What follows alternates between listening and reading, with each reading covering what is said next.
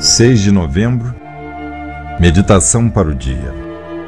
O poder espiritual é Deus em ação. Deus pode agir apenas por meio dos seres humanos. Sempre que você, mesmo que esteja muito fraco, permite que Deus atue por seu intermédio, então tudo o que você pensa, diz e faz será espiritualmente poderoso. Não é você sozinho que produz uma modificação nas vidas dos outros. É também o Espírito Divino em você e que trabalha através de você. O poder é Deus em ação. Deus pode usar você como uma ferramenta para realizar milagres nas vidas das pessoas. Oração para o dia. Rogo para que eu tente deixar que a força de Deus atue hoje através de mim.